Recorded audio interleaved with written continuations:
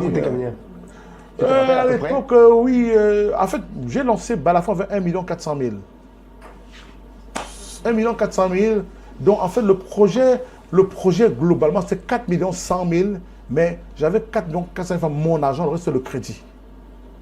Financement. J'ai pris du crédit à la Nofia pour acheter un émetteur parce que j'avais pris un émetteur, j'avais loué un émetteur chez mon fournisseur. Il m'avait dit, écoute, le temps que tu aies l'argent, il dit, moi je crois en toi. Tu es un brillant animateur, ça marchera. C'est comme si on disait que ça met toi avec l'équipe de football, ça on ne doute pas. Moi je vais t'accompagner, mais donnons un émetteur, en attendant, dès que tu as les premiers clients, tu viens, tu me commences, je te fais venir un émetteur d'Italie.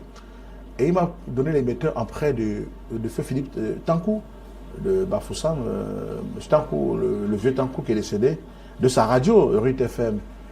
Et je me souviens un jour, le monsieur de Bakata pour trouver son émetteur en pleine journée. Hein. Ah ben si! Ah ben si! On a dû batailler. Bah, il me dit, c'est là il me dit, dans cette radio, il me dit que tu es mon enfant. Mais je te donne un mois, tu me donnes mon émetteur. Et en échange, et ça, c'est vrai pour connaître l'histoire, et en échange, il devait lui faire des habillages pour sa radio à Bafoussam pour garder son émetteur qui était un émetteur mono. J'ai gardé son émetteur, le temps de trouver le mien, et Dieu faisant, j'ai eu quelques entrées financières. Je suis allé à Nofia voir le paiement fou David que papa, j'ai besoin d'un peu d'argent. Je crois qu'il va me faire un don, c'est un homme riche. Il m'a plutôt envoyé dans sa banque, j'ai porté l'argent. On me dit non, il y a des comptes que tu dois signer. J'ai signé, j'étais content. Comme si j'ai fait une décharge. On dit que non, c'est le crédit. Hein? Tellement enthousiaste que je me suis retrouvé à la PJ. Hein?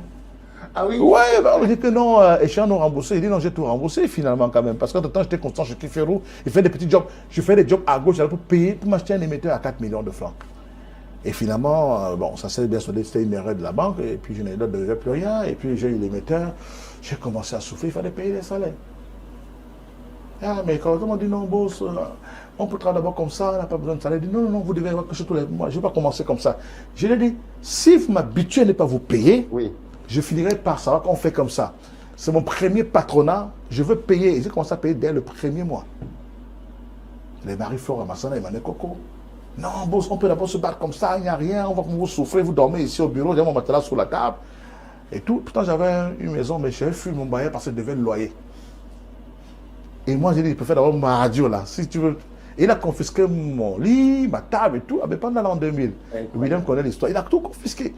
Donc, c'était une histoire. Ce matin à la radio, il m'a dit qu'on parlait de notre position numéro 1 sur le pouvoir d'achat.